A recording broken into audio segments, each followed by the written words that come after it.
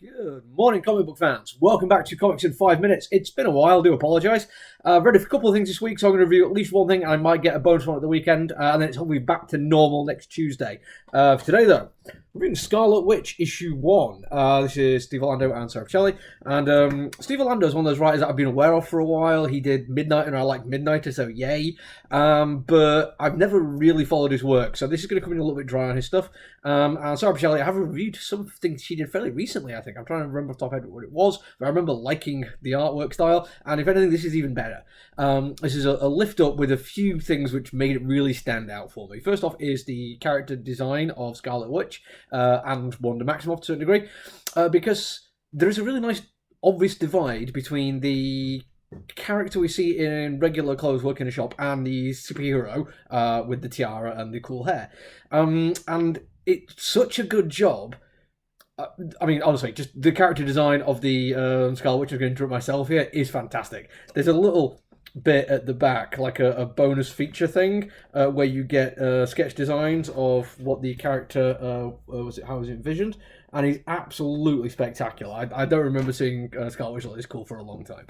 But it is the fact that it is such a different look to the character, incorporating not only the fabulous costume and the colours, but also the magic and the glow she has about her, that it reminds me of the big story of, the big debate of why did nobody spot that Clark Kent was Superman, and it always makes you think of that wonderful bit of Christopher Reeve, just by taking off his glasses, standing up and changing his face, does look like a completely different person, and it is wonderful, and yeah.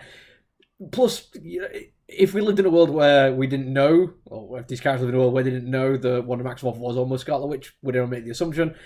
It is a totally different way of looking at the character while still being recognisable to us, the outside viewer, that it is the same person. It's just so immaculately done, I love it.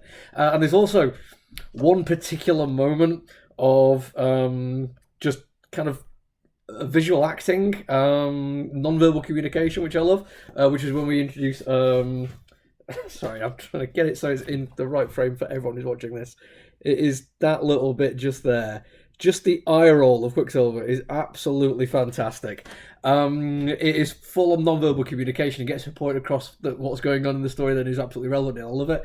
But also, with all the really cool magic and fight scenes and action that we get in this comic book, which are fantastic, by the way, there is a really lovely sense of low-key dynamism to that. Like, you can almost see the eye roll. It's done that effectively. Absolutely love it. On to the writing now, and the big challenge I think that Steve Orlando had, at least as far as I'm concerned, is I am aware of Scarlet Witch or Wanda Maximoff, mostly through the MCU. I was aware of her beforehand. She was the one who did magic and was Magneto's kid, I think, and even then I'm like, damn, is that just something I heard, or I need to double check into that? But I don't really know much else about the character.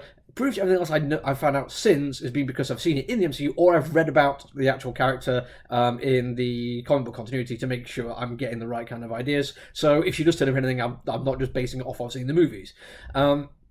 So Orlando had to basically make this accessible to anyone who's only seen the movies and loves the character, as they rightly should, and also make it a fun story for people who've read a lot of Wanda Maximoff in the past and know Scarlet Witch is, and actually will not let them down with canon continuity issues. This is a fine line to tread, I think, but thankfully there's some big overarching aspects of the character which worked across both. Basically, her using magic for what she thinks is the right thing and it going wrong, and people thinking she's a baddie. It seems that these are fairly universal concepts for the character, and they are handled really quite nicely. There is... I think like what mostly appears to be like an issue on subplot of just setting some stuff up and giving you the chance to let the characters breathe a little bit, and we find out like how other people in the superhero or supervillain society feel about Scarlet Witch, but also how she feels about herself, how she's the person who's gone through these things, and whether or not people should be allowed to put their own level of judgment on her when she already is very much aware of things and is doing what she can in her own way. It's fantastic, effectively. Really did like it. It led me to think, right, okay, there's more to his character, and I wouldn't mind finding out more. There's also some really nice just general writing throughout. There's some absolutely brilliant bits of dialogue. There's some genuinely funny moments. And the setup, like, fight scene ends with this rather wonderful, we're bored and very rich line, which did have me chuckling because it fits perfectly with the continuity, and yeah, it just felt like a nice little throwaway comment, which was kind of fun. But the main bit of the writing that I like is the characters. I mean, we saw the bit with Quicksilver, with the eye roll. The dialogue between the various characters within this is used really effectively to get their characterization across really well. Just as much as it is pushing the story forward, it is a great symbiosis of doing two things with the same tools. And yeah, genuinely love it. I think I'm not at all surprised when I checked earlier on today and saw that every single variant that's available of this comic book is already sold out at distributor level. So if you do want to give it a shot, make sure you get to your comic book shops soon and grab it, because once they're sold out, they're not going to be able to get it back in for you.